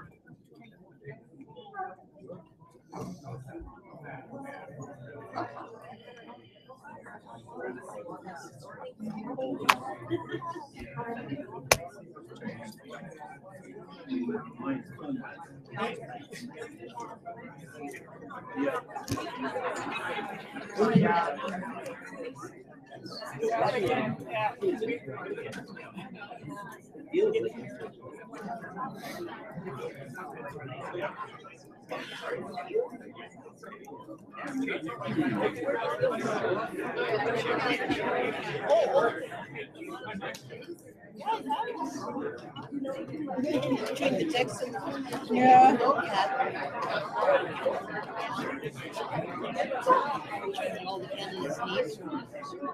Yeah, I made sure because I won't remember. I can't.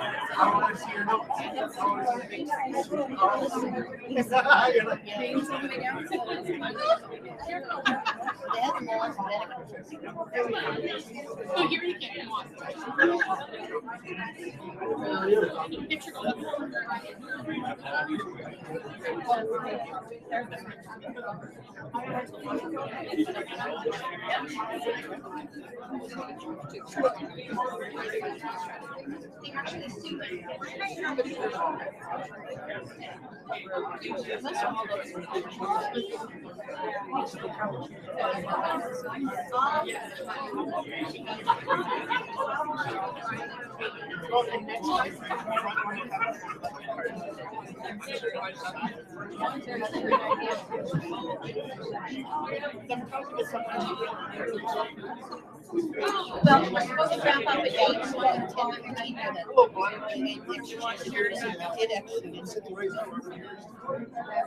This is your 2-minute warning to return to your seats. Your 2-minute warning.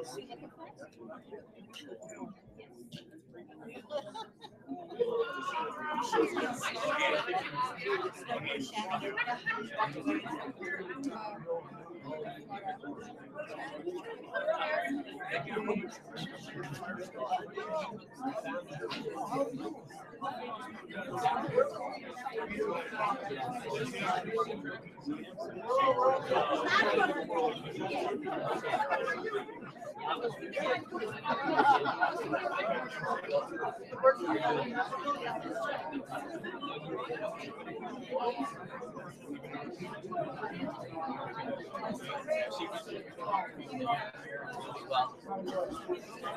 are you doing? This has actually been really good. I went to the chambers and this one actually I'm starting to flush. Would everybody please make the way back to their seats? Organizers would like to wrap this up by 8 o'clock. There are 3 outstanding wild cards. So hopefully we might be able to move this through a little quicker since there's only 3 cards left. That seemed to slow things down a little bit, but it was good because people got to speak their minds about certain issues. So I feel that we've rotated the mic fairly well considering the size of this group. It's a big group. It's big. This is the biggest number of candidates I've ever moderated a forum for. So, and you guys are like herding cats, really.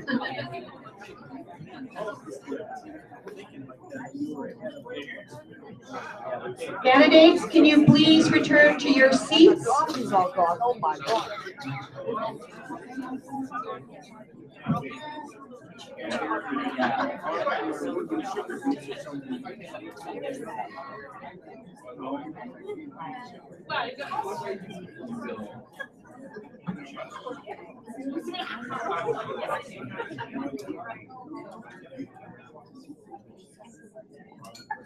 We're missing Rob.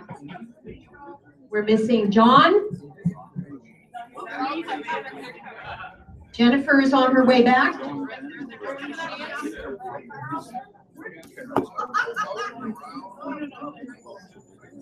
Rob's out campaigning.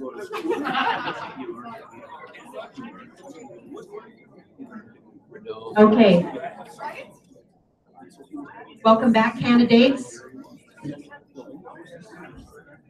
We're going into round 2, and as I said, 3 of you still have outstanding free cards, so this could get slowed a little, but hopefully, because the majority of them are used in round 1, we will try to move through this to give everybody a chance to talk as much as we can. Event wraps up at 8. I am going to just give a bullet form of what each original question was. We go back to question number 1. So just to put it into quick terms, access to services is a right under the Alberta Human Rights Act and the movement towards full inclusion. How do you believe our city might improve equal access to service and inclusion for all citizens with mobility challenges? And according to the draw, Clint Ermscheid is the first one.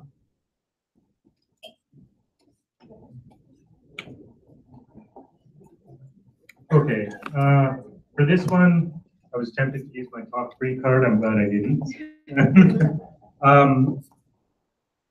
My dad actually had some physical problems. By the age of 63, he ended up having a leg amputated, so he was there. And our city kind of sucked at that time for it.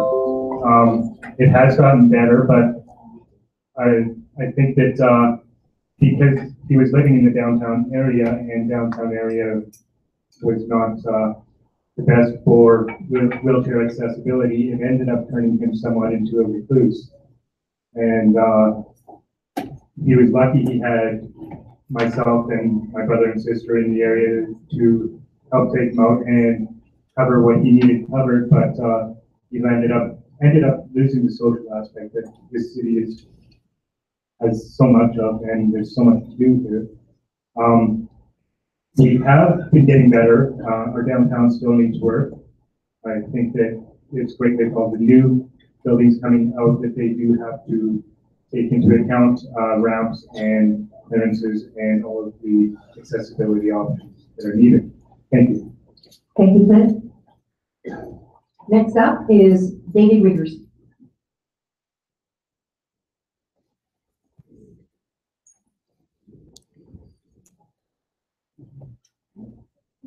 I don't know about most of you, but I see what the city is doing to improve accessibility for all. Over the years, we've seen things from the old buses that had 3 steps up that wouldn't, most people, I didn't want to climb those stairs, never mind somebody with mobility difficulties, to now buses that actually kneel down, that allow wheelchairs to roll on. In my neighborhood, as it was Mr. Coffin alluded to earlier, I can't go a block without seeing a construction period. These boys, the city office commended it. Even when we had the big snowstorm, they were up busting up concrete on the corners, making new forms, pouring concrete, trying to make the sidewalks more accessible for the little scooters that allow people to be more mobile, to get out into the community. In my neighborhood somewhere, a couple blocks down, there are a couple gentlemen, I believe they must live together because I see them all the time together. I had a store in Center Village Mall, and I would see them in there moving around the mall on the scooters, having a grand old time. These guys, you know, they'd have to run on the streets with these flag poles that just to be more visible. Because as a motorcycle rider, I know how dangerous traffic can be. Now imagine sitting in a scooter, being of limited mobility. It becomes much more difficult to make these sidewalk accesses safer, allow them to traverse the sidewalks and cross the streets. It's a great first step. We're not done that yet, but we're making progress. Thank you very much. Thank you, Danny. Next up, John.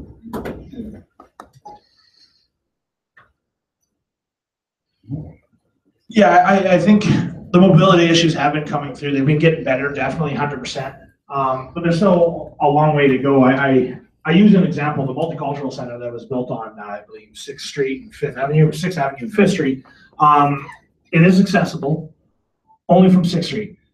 If you park in the parking lot, you have to go all the way around. And during some of the snowstorms we're going to get, like, it's not very accessible at that point in time. And the reason being is because it was an afterthought. It was put in there the last thing once they realized, oh, wait, this is not totally accessible. And they made it happen. They at least got the accessibility in there, and that's great they were thinking about it, but it should have been at the forefront. It should have been one of the things they talked about right away, so there was access from both points. Even like here, the Lethbridge Lodge, you go out the back, there's no getting out back there if you're in a wheelchair, right? Like, it's just not happening. So we got to be better in that. Harold mentioned our friend Chris over there, who's a consultant with the city and gets consulted on that for mobility issues, but it's not happening all the time. And he has even told me there has been certain cases where he was advised on it, where he gave his advice on it, and his advice was not followed. So perhaps putting policies in place that it's imperative that we have to have somebody talking about mobility issues, that we're instituting these in all of our commercial buildings that are going up, through all our transportation, everything that we're doing, we're keeping that in mind all the time, 100% of the time. Thank you, John. Next for this question is Liz Luskin. Thank you.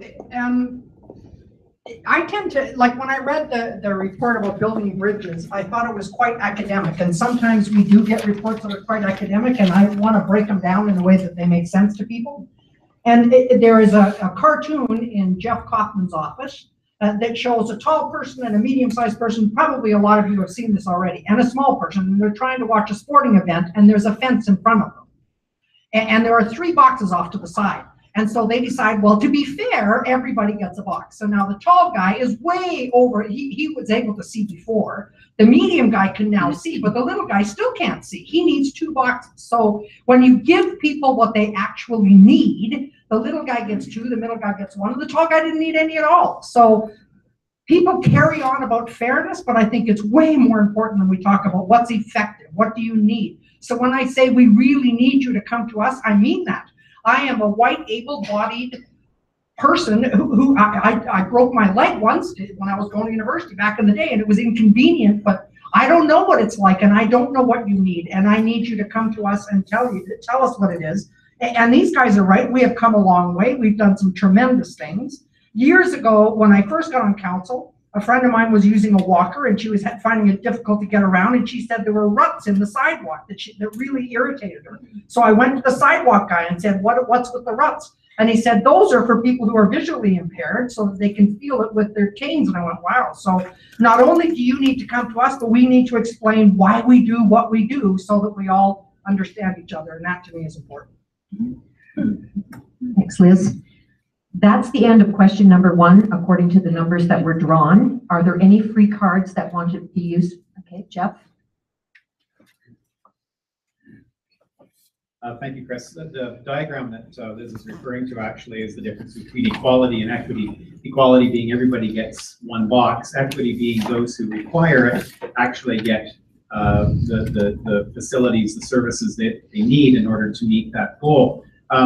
Structurally, however, if we just change the fence to chain link fence, everybody can see through it. So sometimes looking at things structurally is much more important, has greater value and reward to the community as a whole. Council's role is policy. Council's role is establishing a framework or an environment within the community with which we can all thrive, which we can all survive. That includes mobility as well, access to services. So looking at the land use bylaw, this last term, we did actually change elements of the land use bylaw to encourage greater accessibility and mobility, but there's more that we can do. We can be looking at the barriers that are sometimes put in front of home builders when they're trying to build an age-in-place or mobility-friendly home.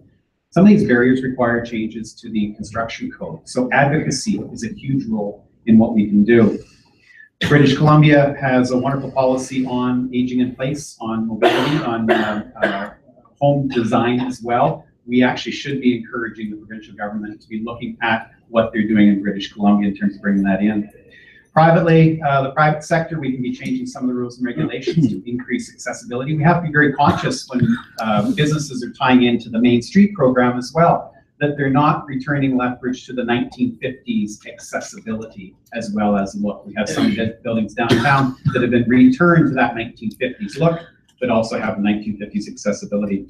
And finally, not to put Chris out of business, but I think our engineers could do with an awful lot of education on accessibility, get them to look at the world through the eyes of difference, of diffability, not disability. Thank you. Thank you, Jeff. I see Ross holding his card.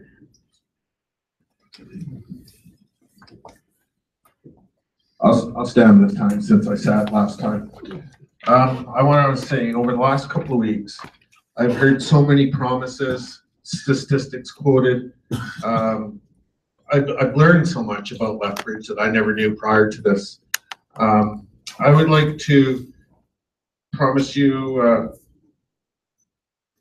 I can't read my own writing, knows that, eh? It's out here writing this out. I want to tell you though, really, you hear promising one way, saying, hey, you know, I'll give you the world. On the other hand, I hear us promising that we'll give you financial responsibility. You can't have both. There's got to be a balance between them. And I really think it's something that has to be done. The one thing I know that I can promise is transparency and someone listening. I mean, I've heard it a number of times tonight that we'll be here to listen. I kind of find that hard to believe, but it has to happen. When you listen, you find out the problems. When you find out the problems, you look for solutions. And there have to be solutions for every issue that's out there. Thanks. Thank you, Ross. According to my calculations, there is one more outstanding free card. I'm going to check on Rob for sure because I don't trust him. Nope, you're good. Yeah. So I wanted to ask if there's anyone else that wants to use their free card. I have, according to my clock, 4 minutes left. So can I ask a question? Are you going to ask the bonus question or not? Well, we have a bonus question that no one is familiar with. We can't do 22 bonus questions in 4 minutes, of course. I just saw it for the first time and I love the question. So I was saving this for that question. Okay, well, we're counting down the clock here. So just to break protocol, I will read the question and then the first show, oh, you got your free talk. Okay. Okay, there's only 4 minutes. Stop rushing me, Rob. The bonus question that none of you are familiar with, when looking at having an inclusive and welcoming city, is it critical to have safety as a core element of inclusiveness? I think we touched on this a little bit. Knowing that Lethbridge does not have a medical detox facility, that we have individuals with significant addiction issues, people involved in prostitution and others that are homeless, what actions, policies, including social policies, would you propose be supported by the city of Lethbridge? And there's 3 minutes left on my clock. Rob will use his free card. Okay, first of all, so I'm Rob Mishiro. Last 34 years, I've been a human services professional. My whole job, my whole career has been to make people's lives better and to provide inclusiveness for kids and families in the child welfare system. Christine and I had this great program where we tried to move kids out of the child welfare system into the mainstream, and it was all about safety. Is how do you keep kids safe? How do you make people safe? I worked in the disability sector for I don't know 6-7 years, and part of that was how do you have people with developmental disabilities safe in the community? And it's a big deal. People don't understate how important safety is in everything we do, and it's not just walking down the street. It's not just buses. It's every single thing we do has to be. There has to be a safety component to it, and is what we're doing for people in our community safe. Are we bringing refugees in the right way safely? Are we dealing with people that are experiencing elder abuse or domestic violence? Are we dealing with them in a safe way so it doesn't occur again? So all the things that you're talking about in terms of inclusion and all my notes about what we're doing in the city, there has to be an element of safety in that. And just the final note is we are doing a lot more in Lethbridge for inclusion and diversity than I think we get credit for it. I could talk about it for 10 minutes, but I don't think they'll let me. Thank you, Rob. Liz has her free card. Okay, Liz. I'm so glad I get to speak to this. I'm on the police commission. I'm passionate about this. So here's the thing. We need detox beds, and we have been lobbying the provincial government. They're going to give us 8 in the regional hospital. We hope to have them by the end of the year. We need a safe sobering site. But first, we need the legislation to change to allow us to be able to take people to a place that's safe for them to sober up. It used to be that you could pick somebody up and arrest them for being intoxicated and put them in a drunk tank. That's no longer allowed. But we need to have legislation that helps us preserve people's dignity to take them to a place so they don't wake up in the middle of the street. We're working on that, and again, the provincial government has been very helpful. We also need a safe injection site. We have done really well with that in dealing with the provincial government, has helped us leapfrog over Calgary and Edmonton so that we should have a safe injection site by the end of the year. And for people who say, don't waste my taxpayers' dollars on those drug addicts, I want to tell you that we're already spending a tremendous amount of money on this problem with people making emergency room visits and police and paramedics and people being traumatized by open use in parks. So all of these things will get us to a much better place. They're happening as fast as we can make them happen. And thank you so much for letting me speak to you. And they're humans too. Thank you, Liz. Now, I know we said that we were going to wrap this up at 8 o'clock, and I think everyone got a chance to use their free card, so hopefully everyone got to voice some of their opinions.